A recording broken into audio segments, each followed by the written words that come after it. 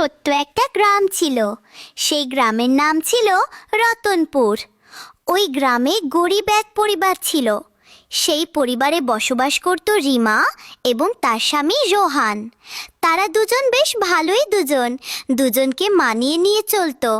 কখনো তাদের অভাবের কারণে না খেয়ে দিন কাটাতে হয়, আবার কখনো কষ্ট করেও কাজ করতে হয় দুজনে দুজনকে। তারপরও তাদের দুজনের সংসার ছিল খুবই সুখের।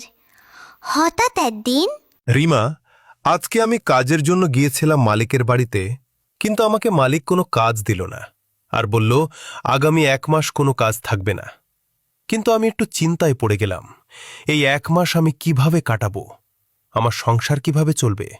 কিছুই তো বুঝে উঠতে পারছি না। হে উপরওয়ালা, কিছু একটা করে দিন। তুমি দেখবে উপরওয়ালা একদিন সব ঠিক করে দিবে। কিন্তু একটা সমস্যা হয়েছে।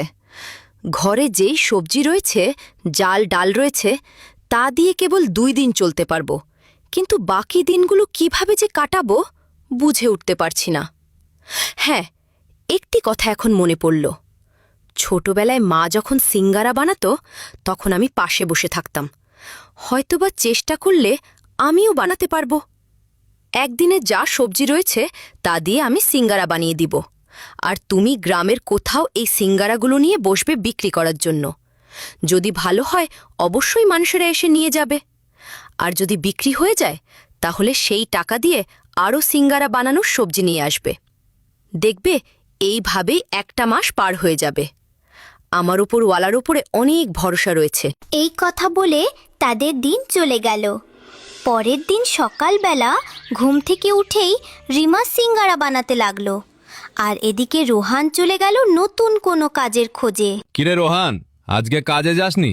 তুই তো কাজ বাদ দেওয়ার ছেলে নোস, তাহলে কেন আজকে কাজে গেলি না? কালকে আমাকে মালিক কাজে যেতে মানা করে দিয়েছে আর বলেছে 1 মাস কোনো কাজ থাকবে না, এই 1 মাস বাড়িতে কাটাতে হবে।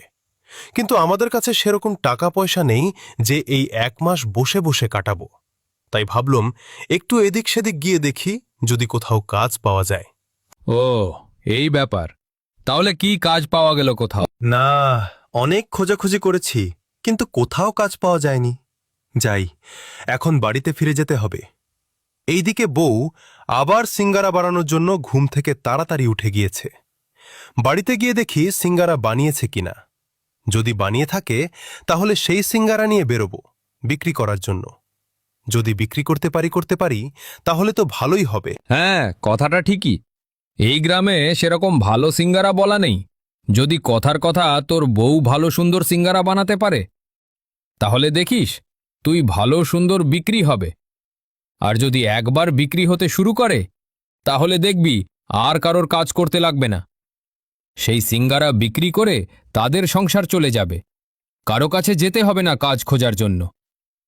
আমি চাই উপরওয়ালার সেই শক্তিটা তোর এবং তোর বউকে দিক, যেন ভালোভাবে তোরা খেয়ে পড়ে চলতে পারিস। রোহান সেখান থেকে বাড়িতে ফিরে আসে, আর বাড়িতে ফিরে এসে দেখতে পারে তার বউ অনেক সিঙ্গারা বানিয়েছে, আর সেই খুশি মনে সিঙ্গারাগুলো নিয়ে বেরিয়ে পড়ল বিক্রি করার জন্য। সিঙ্গারা নিয়ে যাও, সিঙ্গারা, তাজা তাজা সিঙ্গারারা। একবার খেয়ে দেখো, আবারও খেতে চাইবে। সিঙ্গারা নিয়ে যাও, সিঙ্গারা, তাজা তাজা সিঙ্গারা। অনেক সময় হয়ে গেল, এখন পর্যন্ত একটি সিঙ্গারাও বিক্রি করতে পারলাম না। কিভাবে যে চলবে সংসার বুঝে উঠতে পারছি না। হে উপরওয়ালা, এইভাবে কষ্ট দিও না। রোহান এইভাবে সিঙ্গারা বিক্রি করার জন্য সবাইকে বলছে, কিন্তু তার সিঙ্গারা কেউই কিনছে না। অনেকক্ষণ দাঁড়িয়ে থাকার পর এক ব্যক্তি আসলো সিঙ্গারা কেনার জন্য। ভাই, তোমাকে তো এই বাজারে আগে কোথাও দেখি নাই। তুমি যে সিঙ্গারা বিক্রি করার জন্য নিয়ে এসেছো সেটাকে ভালো টেস্টি হবে। আপনি এখানে একটি সিঙ্গারা খেয়ে দেখেন, যদি ভালো লাগে তাহলে নিবেন, আর যদি ভালো না লাগে তাহলে নিতে হবে না। রোহানের মুখে এই কথাটি শুনে ওই ভদ্রলোক একটি সিঙ্গারা খেতে লাগলো, আর খাওয়ার পর বলতে লাগলো, বাহ, খুব সুন্দর। এত সুন্দর সুগন্ধি এর আগে আমি কোথাও পাইনি। আমার খুব ভালো লেগেছে। তুমি এক কাজ করো, তোমার এখানে যতগুলো সিঙ্গারা রয়েছে সবগুলোই আমাকে দিয়ে দাও। কত টাকা হয়েছে বলো, আমি দিচ্ছি।